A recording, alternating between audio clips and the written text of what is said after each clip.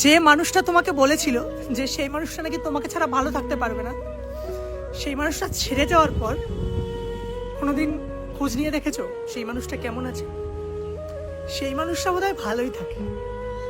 কিন্তু আমার সত্যি জানতে ইচ্ছে করে যে তারা তো একটা সময় আমাদেরকেও বলে যে আমিও তোমাকে ভীষণ ভালোবাসি, আমি তোমাকে ছাড়া বাঁচতে পারবো না, তুমি আমার সব কিছু। কিন্তু সত্যি আমি যদি তার সব কিছু হতাম বা সে যদি আমাকে প্রচুর ভালোবাসতো, সে কি পারতো আমায় ছেড়ে চলে যেতে? পারতো না তো, বলো। সেও তাহলে আমার জন্যই কষ্ট পেত। আচ্ছা, আমার না ভীষণ জানতে ইচ্ছে করে এই যে আমি তার জন্য যতটা কষ্ট পাই, যতটা রাত জাগি, তারও কি এই কষ্ট হয়? সেও কি আমার জন্য প্রতি রাতে চোখের জল ফেলে? ফেলে না বোধহয়, তাই না?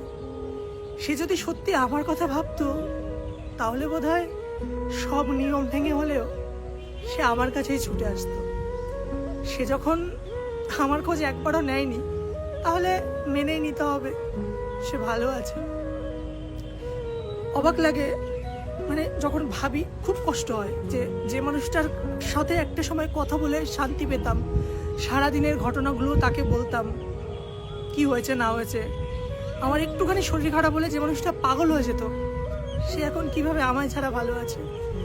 আমি যে এখন অনেক শরীর খারাপের মধ্যে থাকতে পারি, অনেক কষ্টে থাকতে পারি, সেগুলো বোধহয় একবারও সে ভাবে না। না, সে যদি ভাবতো তাহলে সে আমার কাছে ঠিক ছুটে আসতো।